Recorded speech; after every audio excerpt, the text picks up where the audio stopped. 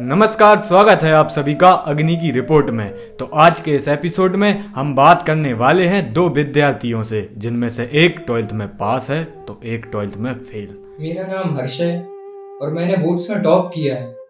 मुझे इस बात का गर्व है कि मैंने अपने माँ बाप का नाम रोशन किया है। मेरा नाम ऋषि है और मैं इंग्लिश और मैथ्स दो सब्जेक्ट्स में फेल हूँ और मुझे बहुत दुख है कि मैं अपने माँ बाप का नाम रोशन नहीं कर पाया। तो ऋषि, आपको ऐसा क्यों लगता है कि परसेंट बनाकर और अच्छे अंक लाकर ही आप अपने माँ बाप का नाम रोशन कर सकते हैं? पढ़ाई के अलावा भी अनेकों कार्य हैं जिसमें आप अपने माँ बाप का सर गर्व से ऊंचा कर सकते हैं। लेकिन आखिर में आती तो पढ़ाई ही है ना, जो मैं अच्छे से नहीं कर पाया और लाख कोशिशों के बाद भी फेल हो गया। हम आपका दुख समझ सकते हैं ऋषि जी। तो हर्षित जी, आप बताइए, आपके लिए अच्छे परसेंट लाना क्यों जरूरी था? बचपन से मुझे पढ़ने का बहुत शौक था और मेरा सपना था कि मैं खूब पढ़ लिख कर विदेश जाकर खुद का नाम रोशन करूं और माँ बाप का नाम रोशन तो हो ही जाएगा। अपना देश छोड़कर दूसरे देश का नाम रोशन करना ये कहाँ की गर्व की बात है आपके लिए? मैं अपने देश से बड़ी कंपनियों में ही तो चुना जाऊंगा। ये अपने देश के लिए गर्व की बात ही तो है। तो इसमें अपने देश के लिए क्या योगदान है? अगर आप इतना अच्छा पढ़ रहे हैं तो अपने देश के लिए कुछ आविष्कार करें, कुछ कार्य अपने देश के लिए करें।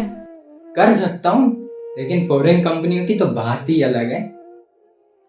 मेरा हमेशा से ही सपना रहा है कि मैं अच्छे से इंजीनियरिंग कॉलेज में पढ़कर, खूब पढ़कर किसी विदेश की अच्छी बड़ी कंपनी में जाकर सेटल हो जाऊं। और फिर आपके माँ बाप का क्या? वो इसमें खुश हो जाएंगे?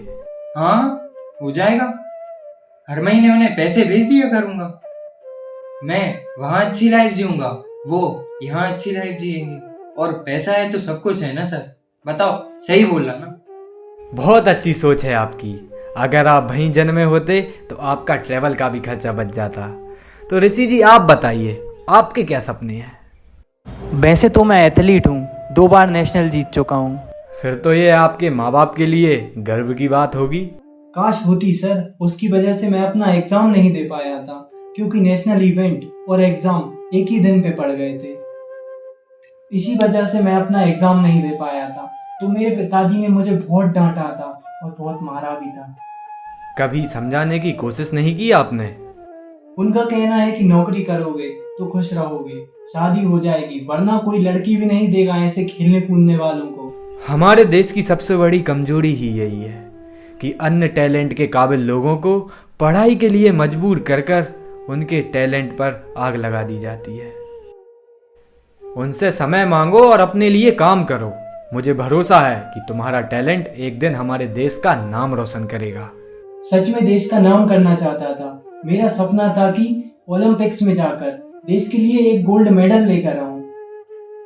हमारे देश का तिरंगा सबसे ऊपर हो और मेरे गले में गोल्ड मेडल हो और उस गोल्ड मेडल को ले जाकर मैं अपने माँ बाप को दिखा सकूं और वो मुझे देखकर बोल सकें कि आज बेटा हमें तुझ पर गर्व है।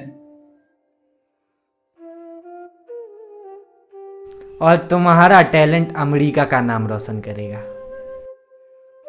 तो आज के इस एपिसोड से हमें क्या सीख मिलती है? हमें यह सीख मिलती है कि हम उस देश में जन्मे हैं जहां एजुकेशन आपके टैलेंट से ज्यादा जरूरी है। किसी को फर्क नहीं पड़ता कि आपके अंदर क्या खूबी है, किसी को फर्क नहीं पड़ता कि आप क्या बनना चाहते हैं।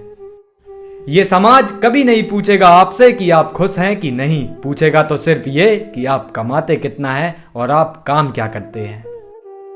भेड़ चाल में चलते जाओ। सचिन तेंदुलकर और विराट कोहली क्रिकेट के कितने बड़े नाम हैं। अगर वो क्रिकेट खेलने से पहले ग्रेजुएशन किस सब्जेक्ट से करेंगे ये सोचते तो उनमें से एक क्रिकेट का भगवान और एक क्रिकेट का राजा कभी नहीं कहलाता।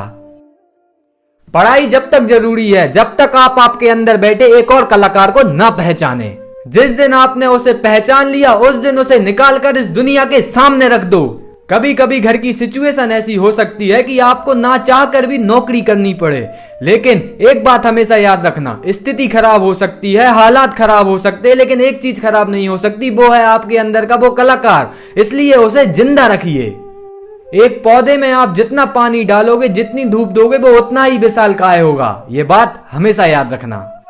तो आप दोनों आखिर में कुछ कहना चाहेंगे? खूब पढ़ो, इतना पढ़ो कि किताबों के आगे आपको कुछ नजर ना आए। आए तो याद सिर्फ अपनी तरक्की, तरक्की और सिर्फ तरक्की। जो करना है वो करो, ऐसा कुछ जिसमें आपका दिल लग सके और आपको खुशी मिल सके। धन्यवाद। मिलते हैं अग्नि की अगली रिपोर्ट में बहुत जल्द। आखिर में मैं यही कहना चाहूंगा, अगर आप जीतेंगे तो लोग बोलेंगे किस्मत अच्छी थी, अगर आप हारेंगे तो लोग बोलेंगे मेहनत में कमी थी। लोग हैं कहते रहेंगे। तो आप ऐसे रास्ते ढूंढिए जहां आपके मन को शांति मिले, ना कि लोगों के मन को।